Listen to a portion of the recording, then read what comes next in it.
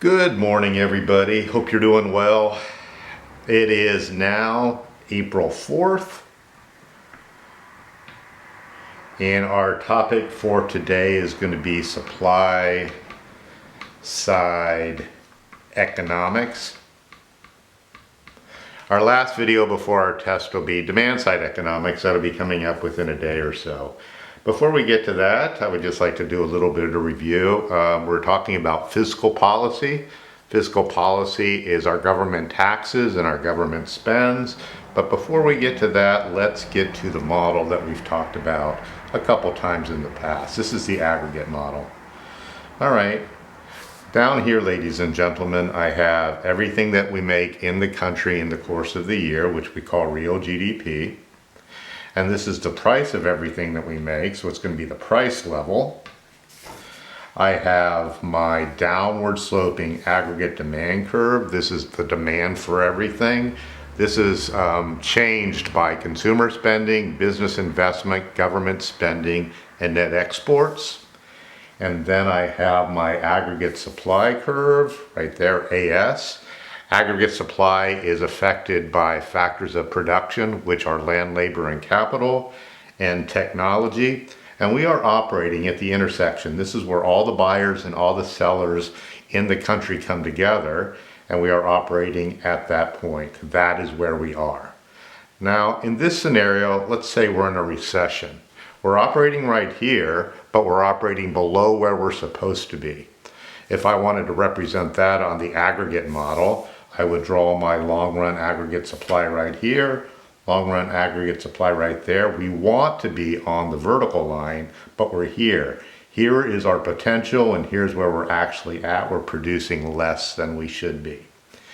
Anyway, supply side economics, or supply siders, believe that the secret of getting out of this recession is on the supply side, not on the demand side. What they would argue is we have to do everything to increase supply to get us out of this recession. So they would say, let's get aggregate supply to the right. So let's say we have this real GDP. This is going back a long time, and unemployment. This is price level, and this is inflation. Supply side would say, okay, we're in a recession right now. We're operating right there. We want to get out of the recession, so let's shift supply to the right.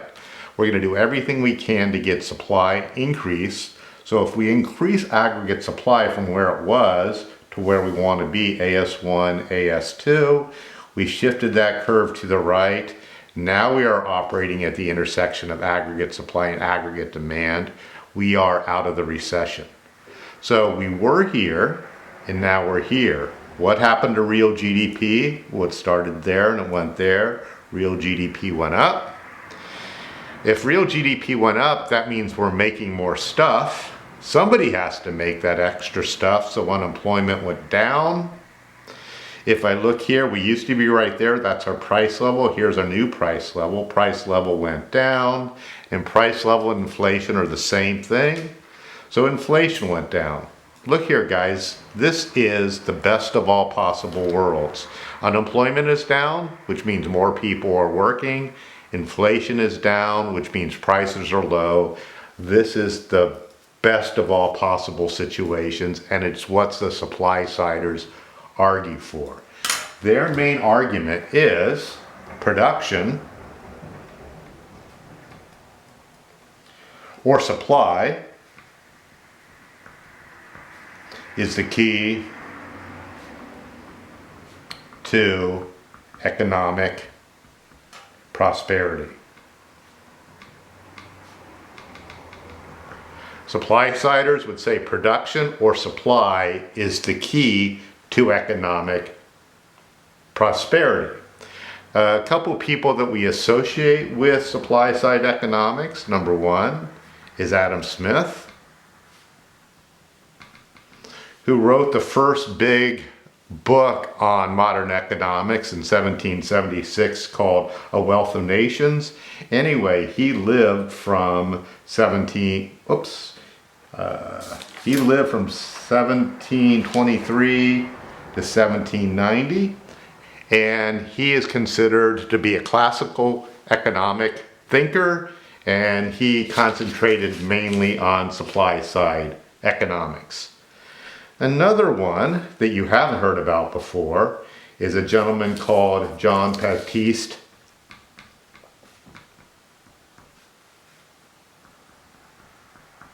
Say.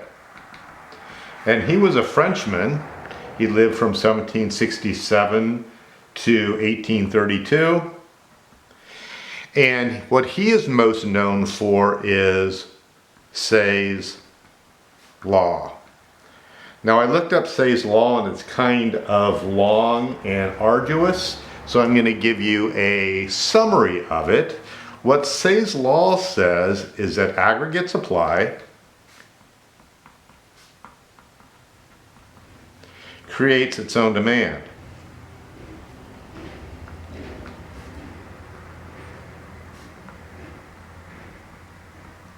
He said if you supply something, it's going to create a demand for something. And I would like to do the best I can to try to explain this idea. Here are factors of production. Remember guys, our factors of production are land, labor, and capital. So this will be labor, the workers. This is the land, everything that goes into the final product. And this is the capital. Capital, again, is the machines that make something else. It's what makes something else. That's capital. Okay, let's say we're making a pair of shoes, and I own this business. So I pay my workers $5. My workers get $5 for every pair of shoes that they make. They get $5. That's their money now for working for me. The land, that means what I had to buy to actually make the shoes out of. It would be the leather, it would be the shoelaces, it would be the rubber, for the soles, all of that. Let's say that I pay my suppliers $3. The people who supplied me with the land get my money. They have $3. That $3 in circulation. Now capital is like the machinery, but it also includes my profit. So I bought a machine to make the shoes, and I paid money for that. And I'm also paying myself for my efforts. So let's say all that combined comes to $2. My profit isn't there. So my workers get $5, my suppliers get $3, the people who build the machines to make my shoes get part of that $2, and I get the other part of $2. That means $10 is now in circulation that wasn't in circulation before. So what Say is saying is that we could sell this pair of shoes for $10. We created enough money by making the shoes to actually buy the shoes. Aggregate supply creates its own demand. That was his idea. So supply side economics was really pretty much the only game in town from when Adam Smith first wrote his book, The Wealth of Nations, in 1776, all the way up until 1929 or 1930.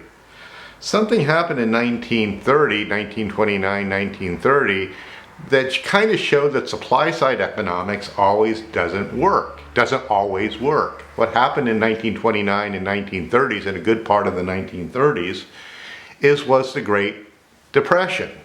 Now, it wasn't because of supply issues. We had plenty of supply capabilities. It was that there was not enough people to buy the stuff that we could make. We had plenty of production ability. We could make whatever we wanted. Problem was, there wasn't anybody to buy the stuff. So in the 1930s, supply side economics started to be, was not as good of argument for what was going on as it had been in the past. So that's going to be the topic of our next video, demand side economics. But it wasn't the death of supply side economics altogether. We have seen supply side economics come down through the ages. Ronald Reagan. In the 1980s, he was our president. And there was a thing that was called unofficially trickle down.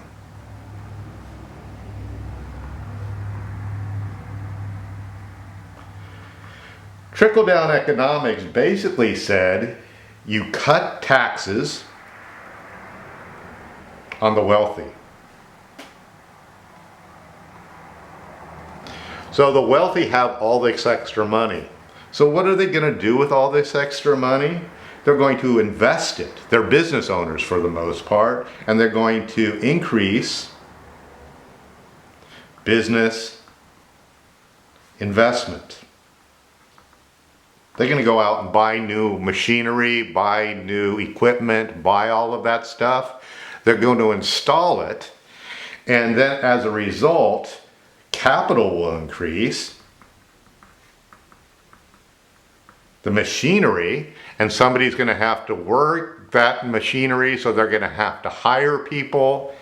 And basically what trickle down is saying is that you help the wealthy people, they have more money, they go out and create jobs, and it benefits everybody, moving that aggregate supply curve to the right. That, in very simple terms, was Reagan's idea, trickle-down economics.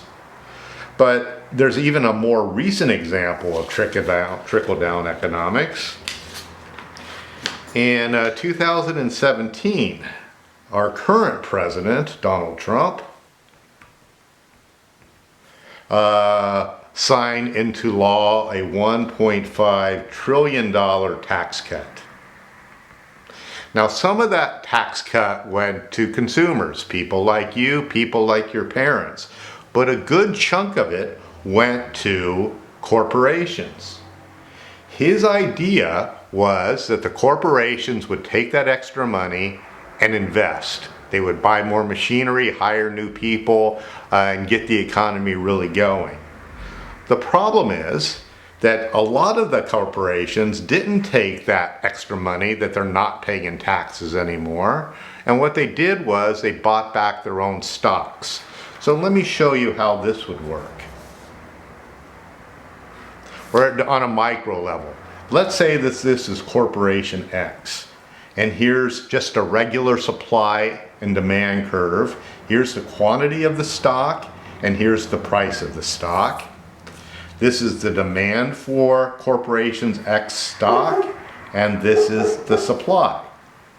So if the corporations are no longer paying as much in taxes, they have a bunch of money left over. So they could have invested and made their company bigger and stronger.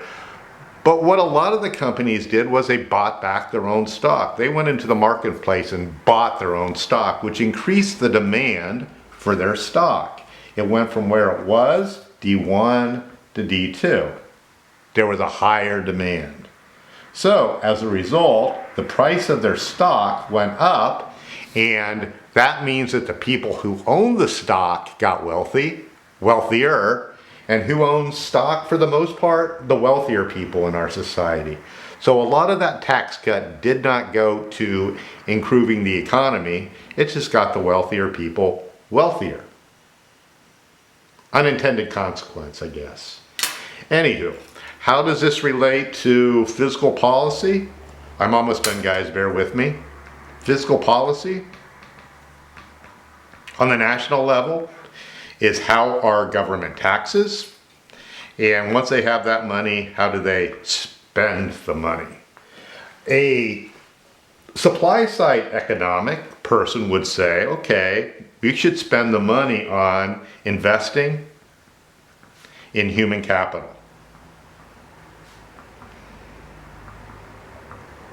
To make the worker stronger. And how do you do that? Through education. Another thing that a supply sider would say is that you reduce taxes on businesses, which is exactly what Trump did, with the hope that they would take that money and expand their business. In Trump's tax case cuts, for the most part, it didn't happen. They just bought back their stock. And another thing that supply side economists would argue is you reduce government regulations on business. Basically get the government out of the way so businesses can do what they do, which is to provide goods and services. Donald Trump has been doing this quite a bit, getting rid of a lot of the regulations on both large and small corporations. So,